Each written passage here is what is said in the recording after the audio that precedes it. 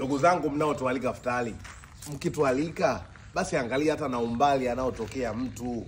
Let's say mimi natokea Kigamboni, wewe umenialika Mbezi Beach. Uje hapo pengine natumia mafuta kama ya 40,000 hivi. Yaani hiyo ndo nauli yangu. Sasa alafu imagine nakuja kwako nakuta umeweka vya kuchimba vingi kuliko vya kuchinja. Yaani umeniwekea sijui magimbi.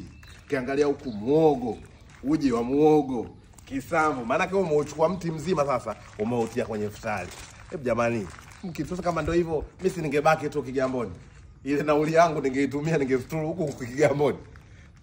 Unaponialika at least kuwe na cutlets, kababu, nyama ya kuku, nyama ya ng'ombe, si hapa kuna mbuzi, hapa kuna yogurt, hapa kuna ile wanaita custard, walabu mwingi. Ila usisahau kidogo unalipigia na switch. Yaani na switch nayo inakuwepo pale. Ukinialika make sure usahau switch. Yaani make sure weka yenye ladha yoyote niwekee switch tu. Sumela, muangalie jamani, tunatoka mbali. Nauli tuna uwezo wa kuitumia huko, lakini tunakuja mpaka huko. Kweli jamani, ndo iftari magimbi.